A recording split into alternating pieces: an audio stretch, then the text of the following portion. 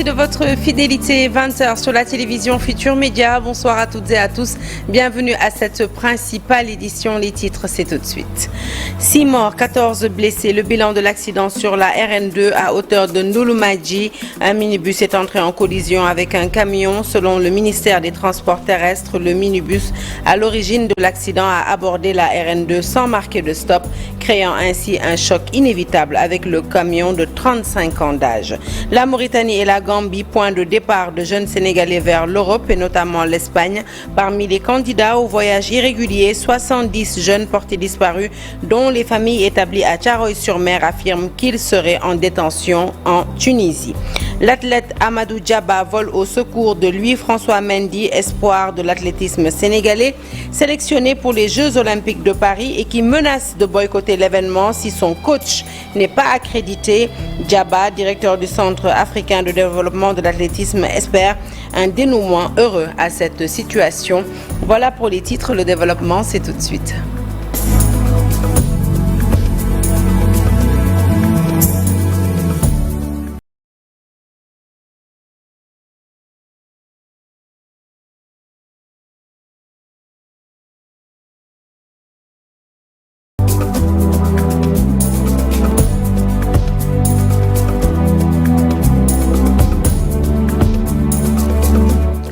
Bonsoir à toutes et à tous. Un journal que nous ouvrons tout de suite avec cet accident mortel à hauteur de Ndouloumadji. Un minibus est entré en collision avec un camion. Le bilan est lourd avec 6 morts et 14 blessés qui ont tous été acheminés à l'hôpital de Ourossogui. Voici le lieutenant Ignace François Ndiaye, commandant du 54e de la 54e compagnie de secours de Matam. Il est interrogé par Ali Bandalian. On a été alerté à 10h30 pour un accident de la circulation à 37 km de Matam, à l'entrée de Ndouloumadji. Donc, sur les lieux, on s'est présenté à 10h54 et sur les lieux, on a trouvé qu'il s'agissait d'une collision entre un camion qui venait de Ourossogui et un minicar de 18 places qui venait du sens d'Andemayo. Mais malheureusement, le minicar arrivé à l'intersection n'a pas marqué le stop et il a été heurté par le camion. Donc, sur le coup, cela a occasionné 20 victimes, dont 6 corps sans vie sur le coup, 14 blessés, dont 8 légers et 6 graves. Tous les corps sans vie, de même que les blessés graves et légers, ont été acheminés à l'hôpital de Ourossogui par les ambulances de la Brigade nationale des sapeurs-pompiers ainsi que des ambulances civiles.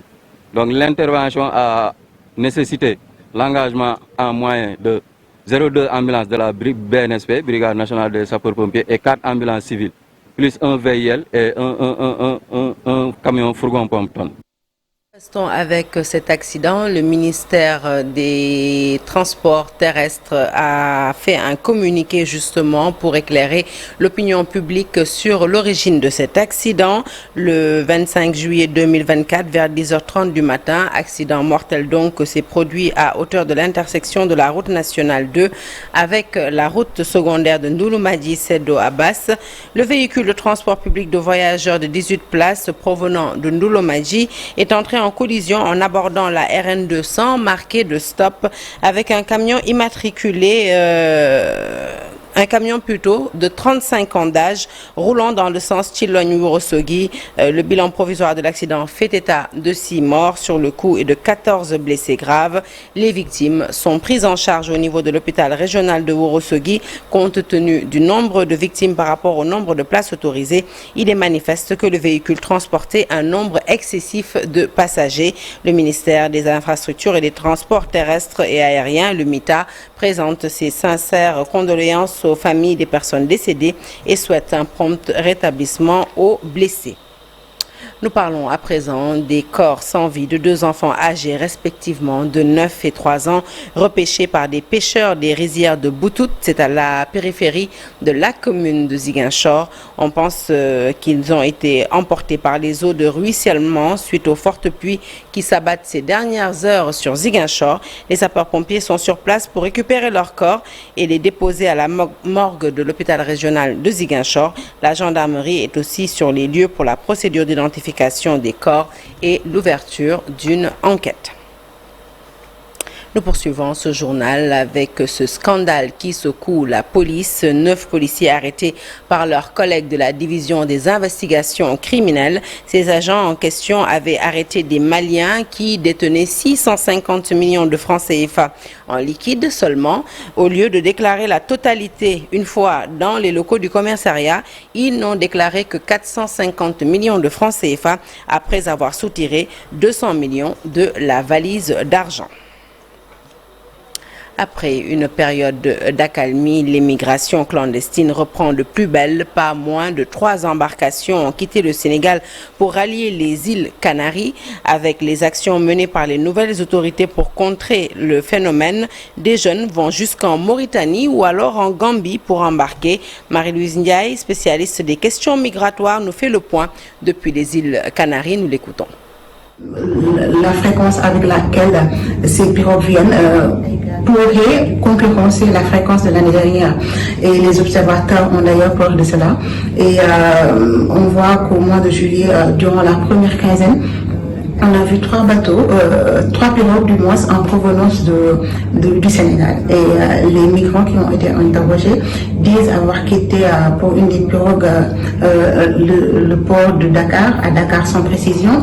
Et les autres migrants de l'autre bateau disaient avoir quitté Dombourg-Salé. Donc il faut dire que le temps est favorable, il commence à refaire chaud, c'est la période où il recommence à venir. Aujourd'hui, les îles sont en train de d'étouffer parce qu'ils ne peuvent plus prendre en charge des mineurs qui font presque 6 000 mineurs. Donc, il est en train de mettre en place un plan pour pouvoir convaincre les autorités, communautés autonomes de prendre des mineurs. Donc, même si au Sénégal, on perd beaucoup de jeunes en mer, on perd beaucoup de gens en mer. Ceux qui arrivent ici dans les îles sont aussi dans une situation incertaine. Actuellement, on voit que, oui, effectivement, les pirogues commencent à venir et on espère que ce ne sera pas la même chose que l'année. Porté disparu depuis le 5 mai après avoir quitté Yenne à bord d'une embarcation de fortune pour rallier l'Espagne. Certains des 70 candidats qui étaient à bord seraient toujours en vie d'après leur famille. Plusieurs d'entre eux sont détenus en Tunisie, nous révèlent leur famille à Thiaroye-sur-Mer où pas moins de 20 jeunes étaient du voyage. Ces familles appellent l'État au secours pour retrouver leurs fils Ibrahima Kane et Abdoulaye Anne. te ba léegi ñu ngi bëgg daal état taxaw ci ndax mu ngi bëgg yàgg presque 3 mois plus de 70 personnes. Plus de 3 mois que ces jeunes sont portés disparus. À Thiaroye-sur-Mer, leurs familles sont toujours désemparées, mais elles restent convaincues que leurs enfants sont toujours en vie. am na booy yu ñu jàpp Tunisie effectivement ci li ñu wax. Nous avons été informés que de jeunes migrants ont été arrêtés en Tunisie. Par la suite, on nous a dit qu'ils ont été transférés à Gafsa, une ville tunisienne. Parfois, ils tentent de nous appeler avec des numéros tunisiens, mais en vain. Quand nous essayons de les rappeler, nous tombons sur des Tunisiens qui ne nous parlent pas à cause de la barrière linguistique, mais nous entendons des voix qui parlent en Wolof. C'est pour cette raison que nous croyons que nos enfants sont toujours en vie. D'après les informations qu'elles ont pu glaner, plusieurs parmi les migrants qui étaient dans l'embarcation sont présentement détenus en terre tunisienne.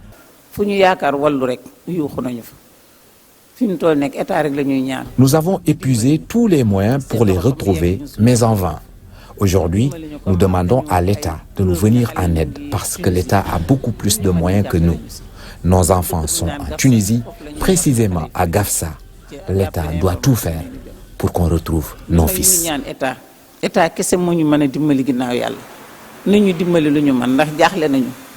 Ne sachant plus à quel saint se vouer, le collectif des familles des migrants portés disparus à Thiaroye-sur-Mer depuis mai lance un cri du cœur à l'État dans l'optique de revoir leurs fils sains et saufs. Allez, parlons à présent du procès de la surveillante et des 3 candidats au bac qui a eu lieu donc ce jeudi 25 juillet 2024. À l'issue de ce procès, la surveillante a été reconnue coupable des faits qui lui sont reprochés. Elle va écoper d'une peine de 3 mois assortie d'un sursis. Les prévenus élèves ont été relaxés, mais ils feront l'objet d'une sanction disciplinaire qui leur sera notifiée par le bureau des examens et concours. Occupation illégale du foncier sur le littoral de Guédiawaye, Yeumbeul et Malika. Les maires de ces 3 communes concernées ont déploré tous cette situation devant le ministre de l'Urbanisme. Ce bradage foncier du littoral est également constaté par Moussa Balla Fofana qui compte y apporter des solutions. Les détails, c'est avec Aminata Ba. J'ai découvert un phénomène, le phénomène Obidek. Dernièrement, nous avons eu à gérer encore ce phénomène. Et j'aimerais lancer un appel clair. On est dans un état de droit.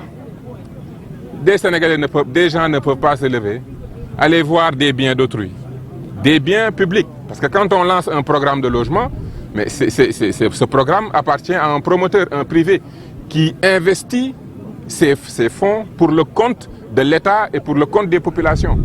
Des gens sont derrière, ont pris des prêts au niveau des banques et sont prêts et attendent leur logement. Alors un autre Sénégalais ne peut pas se lever ailleurs, venir et ouvrir une porte et dire que de Faydek. Ce n'est plus du Ubidek, c'est du Dadjidek. Et ça, on ne va pas l'accepter dans ce pays. Et ça, il faut que les choses soient très claires. Tous ceux qui ont fait l'objet à un moment donné ou à un autre d'expropriation, on va trouver des voies de régularisation parce que nous sommes là pour trouver des solutions à tout le monde. Mais nul n'a le droit de se faire justice. Nul n'a le droit de se servir sur quelque chose qui appartient à autrui. Donc je lance un message très clair et sur ça nous serons intransigeants. Tous les phénomènes qu'on verra sur les questions de Obidek, nous prendrons les mesures et sur ça, on ne va même pas faire de communiqué ni quoi que ce soit. On ne va pas tolérer ces comportements. Et nous restons avec Bal Moussa Fofana qui avertit les personnes qui occupent de façon illégale des maisons d'autrui. Cette attitude ne passera pas et les victimes seront rétablies dans leurs droits.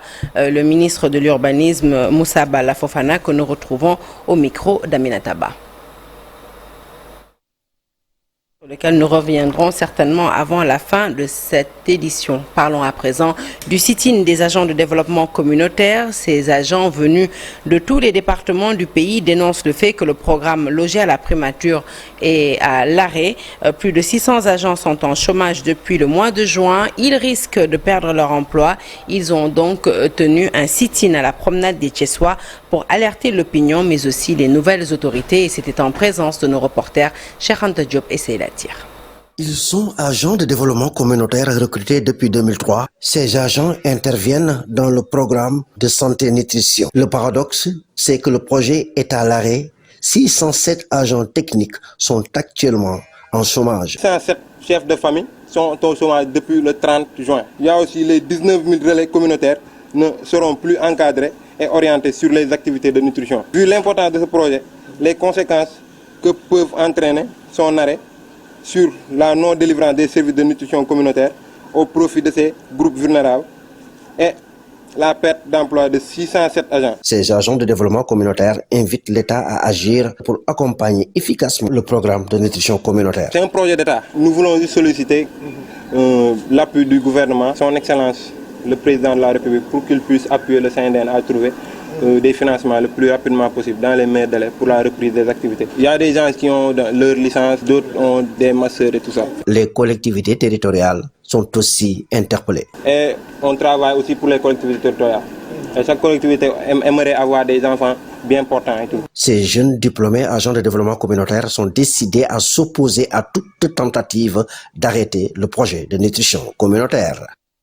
Département de Goudomp, les agents du Fonds d'entretien routier autonome, le FERA, réclament le paiement de 10 mois d'arriérés de salaire pour certains et 15 pour d'autres. Ils ont fait face à la presse ce jeudi. Ils interpellent le ministre des Transports, le Premier ministre, mais aussi le président de la République, Bassirou Diomaye Faye. Nous écoutons tout de suite Moussa Dramé. Il est adjoint au maire de Djoudoubou et il s'exprime au micro de Bakary Konté. On a droit à un salaire. Et aujourd'hui, toute personne qui travaille au Sénégal a droit à un salaire. Les gens, 2 mois de salaire ou 1 mois de salaire, ils commencent à parler. Et ces gens ont 14 à 10 mois de salaire. 14 à 10 mois de salaire non payés. Donc nous demandons au ministre des Finances, au ministre des Transports, mais aussi au directeur du FERA, le nouveau directeur du FERA, pour qu'il fasse tout.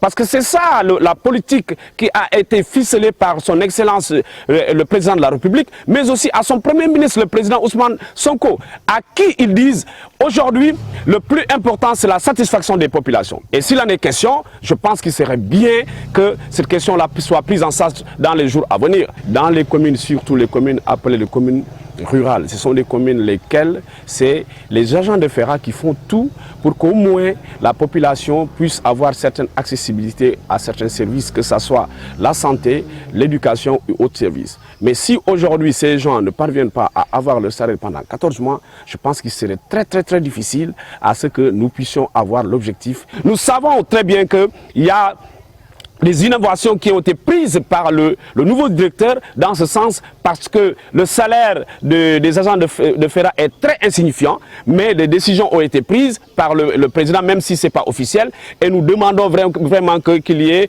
une accélération par rapport à ces situations-là. Allez, nous parlons à présent des maisons de presse qui, face à des difficultés et un manque de respect de la convention des journalistes, ne respectent pas les droits des travailleurs. Sur une trentaine d'entreprises de presse visitées par les inspecteurs du travail, seuls 4 sont en règle. Un état des lieux qui en dit long sur les rectificatifs à apporter pour une presse mieux organisée et aux normes. Une journée de sensibilisation a été organisée par les inspecteurs du travail à l'endroit des journalistes. Je vous propose de suivre Ténégay, il est inspecteur du travail. Il nous en dit plus au micro d'Aminata Mbaresso et Maudou Diop. Aussi, nous venons aussi de sortir d'une visite des entreprises de presse. On a fait 30, donc les plus importants. Parce qu'on travaille par échantillon. On a vu quand même qu'il y a beaucoup de problèmes. Sur 30 entreprises, il n'y a que 4 seulement qui respectent la réglementation, qui appliquent concrètement la convention de la presse. Notre rôle, nous ne sommes pas des gendarmes. Donc nous accompagnons les entreprises en termes de conseil. On fait un contrôle, on se rend compte qu'il y a des manquements, il faudra essayer de corriger avec l'entreprise. Donc c'est quoi? D'abord des conseils. Quand on voit que ce qui ne va pas est minime, on fait ce qu'on appelle lettre d'observation. Quand c'est plus ou moins grave, c'est une mise en demeure. Quand c'est exécrable, c'est un peu de défraction, donc de procureur. Nous ne sommes pas des gendarmes, on ne fait qu'accompagner les entreprises dans ce sens, donc pour corriger les manquements constatés. Et nous restons avec ces entreprises de presse, justement, le communiqué. Pour vous lire le communiqué du ministère de la Communication, des Télécommunications et du Numérique.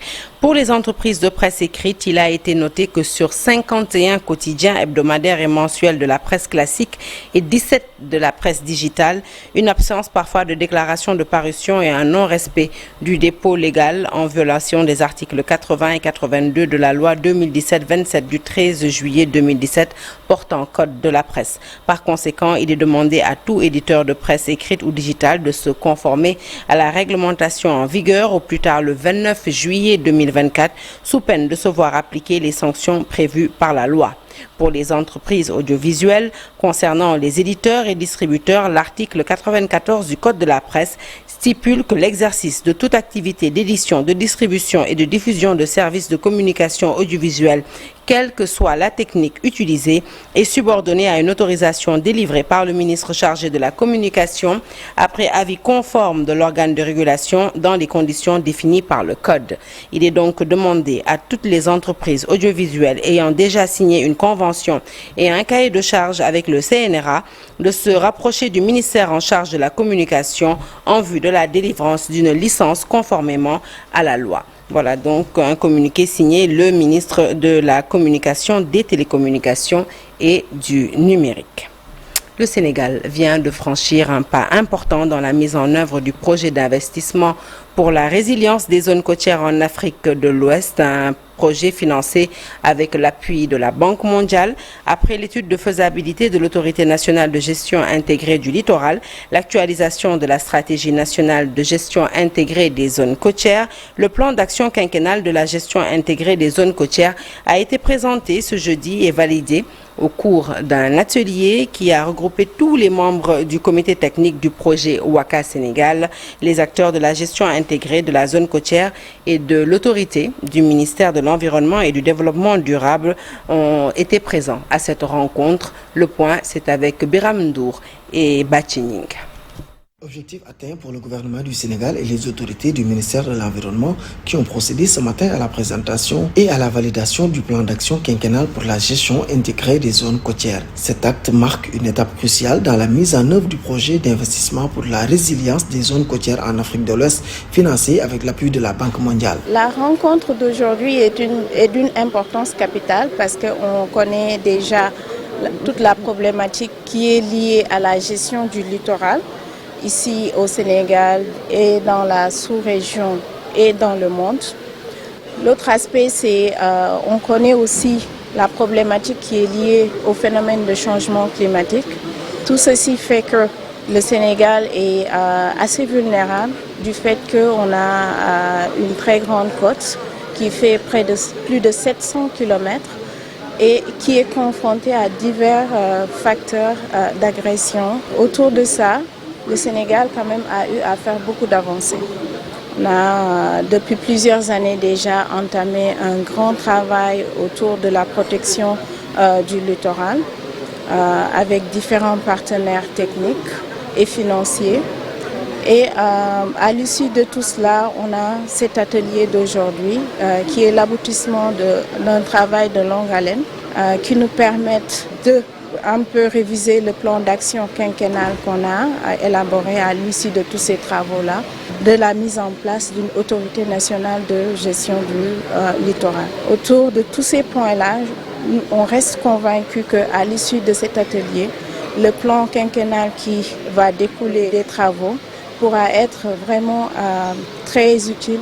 La présentation et la validation de ce plan d'action quinquennal qui s'établit jusqu'en 2029 intervient après la validation des rapports de l'étude de faisabilité de l'Autorité nationale de gestion intégrée du littoral, de l'actualisation de la stratégie nationale de gestion intégrée des zones côtières, mais ouvre la voie à des actions concertées et efficaces pour garantir la résilience et la durabilité de ces espaces. C'est le résultat de plusieurs études, de plusieurs recherches au niveau national et c'est des recherches qui ont été assez inclusives où on a vraiment impliqué tous les acteurs au niveau national.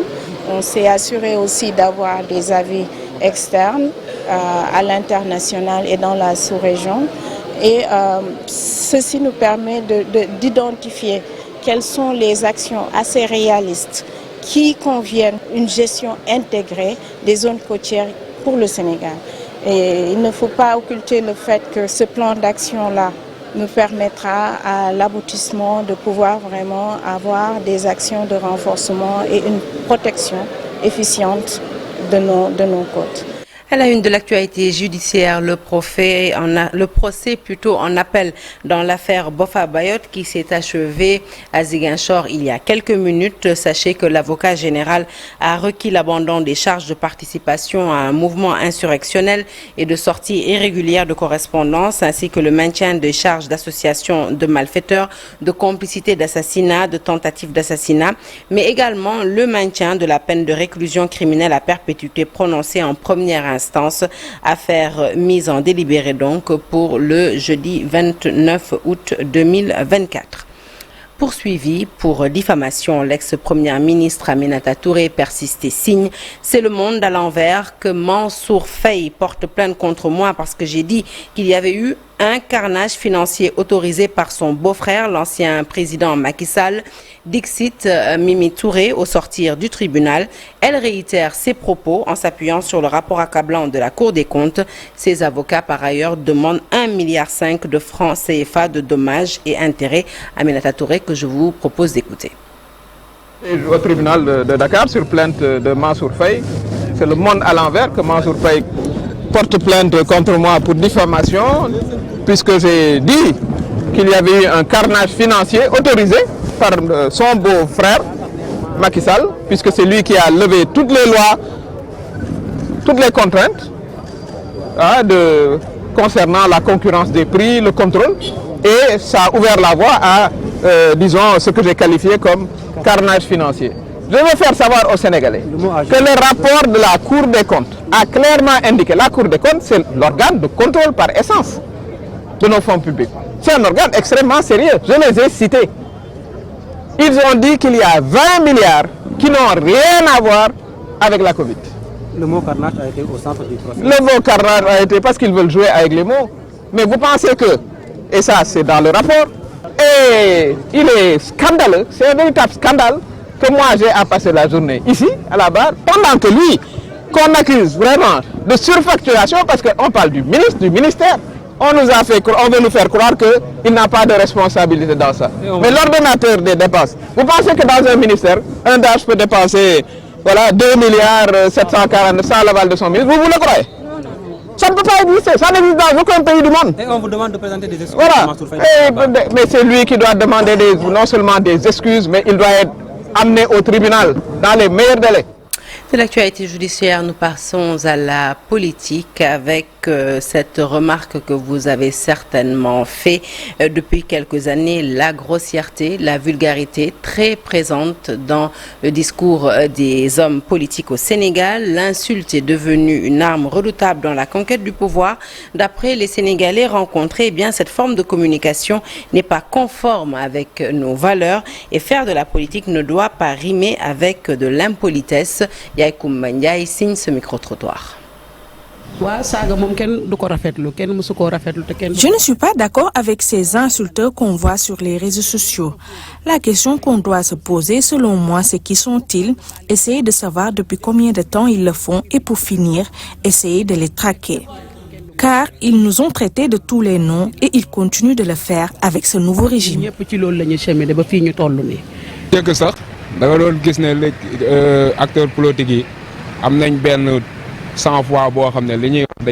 Auparavant, les acteurs politiques étaient beaucoup plus posés, ils faisaient la politique avec respect. Mais depuis quelques années, ce n'est plus le cas. Beaucoup de choses ont changé. À un moment donné, on se dit que ça n'en vaut pas la peine de les écouter. Pour moi, le vrai sens de la politique, c'est poser des concepts, des projets, quelque chose de positif qui peut faire avancer un État, mais pas se quereller tout le temps pour insulter son prochain. Manque d'éducation là. Parce que ce n'est pas normal. Je crois que c'est dû à un manque d'éducation. Insulter en public et surtout injurier un chef d'État, c'est quelque chose que je déplore. Ces insulteurs doivent revoir leur comportement. Depuis Abdoulaye Wade, Abdou Diouf, Macky Sall, ba si Diomaye bi, mais loolu du yoon. Amoon bu jëkkoon sincèrement dafa war a jeex waaw dafa day cër yoo xam ne vraiment dafa xewi dafa obsolète quoi waruñ fi ñëwaat fii di mise à jour. Sous-imp 3. Il est temps que ça prenne fin. Les gens doivent savoir que cette indiscipline ne nous mènera à rien. Un président de la République et un ministre doivent être respectés. C'est aussi valable pour nous. Une personne sérieuse ne doit pas calomnier son prochain ou dire des propos déplacés à son égard. Il est temps de passer à autre chose et laisser tout ce qui s'est passé derrière nous. Et aussi nos guides religieux qui jouent un rôle important dans la société sénégalaise doivent recadrer ces jeunes. Les disciples ne yoon wi ngeen war a jël yoon wi dañ ko bàyyi yoon wi dañ ko topp mais tamit ni ñu bëgg di defee moom sincèrement baaxul. Le grand parti décide d'accompagner le président Bassirou Diomaye Faye et son premier ministre Ousmane Sonko. Décision réaffirmée lors de la réunion du bureau tenu au siège du parti. Malick Gakou et ses militants veulent appuyer les autorités étatiques pour la réalisation des promesses électorales. El Hadj Abdou Wade, chargé de la communication du grand parti, nous en dit plus au micro de Mamadou Fall. Le président du parti, El Hadj Malick Gakou, a réaffirmé son soutien résolu et sans condition aux nouvelles autorités étatiques, à savoir le président Bassirou Diomaye Diakhar Faye et son premier ministre Ousmane Sonko. soutien pour les accompagner dans la réalisation des différents objectifs qu'ils se sont fixés pour réaliser les espoirs immenses du peuple sénégalais.